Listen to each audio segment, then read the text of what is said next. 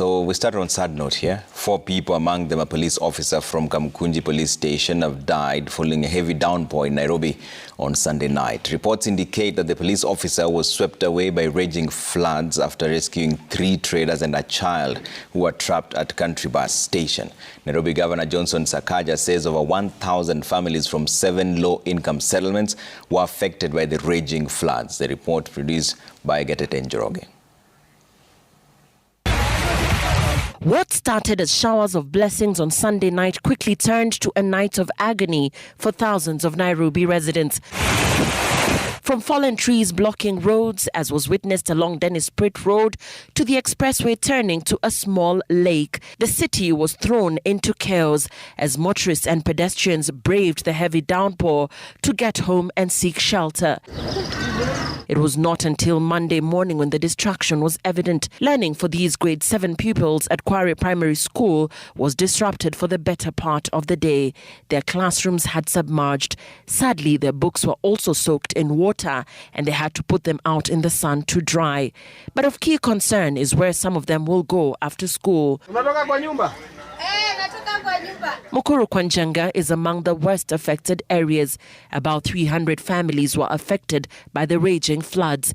They have been forced to live in submerged houses, walk on water as they wait for help. Nguo zangu zimekuwa maji, chakula imekuwa maji, hata kitanda ilikuwa tu maji, everything imekuwa too wet. And imekuwa like, oh my God, tunaanzia wapi? Maji ikiingia kwa nyumba unapata unajikuna, hauna amani. Wakati ya El Nino ilinipata kama tuko tu hapa, ilitupata tu, lakini hii imekuwa worst sana. The effect was not just at schools and homes, as roads and companies were also left counting losses. The usual busy enterprise road and industrial area was completely cut off.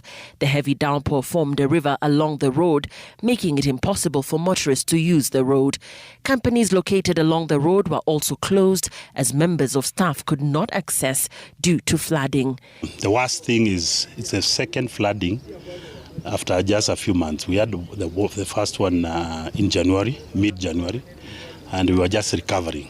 Now this one has hit us again. Looking there, you'll see vehicles submerged, brand new vehicles, some of them used, but brand new vehicles submerged.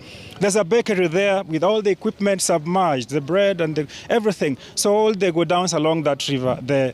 We've incurred a lot of losses. In Nairobi Central Business District, Nairobi Governor Johnson Sakaja and Nairobi Police Commander Adamson Bungei led in a search operation of a police officer from Kamkunji Police Station who was swept away by floods while helping 4 people in the area who were trapped. The late David Chesire died after a slab he was standing on collapsed at Country Bus Station. Chesire is among 4 people who died following the raging floods which have affected over 1,000 families across the city. There are people who have been on the riparians.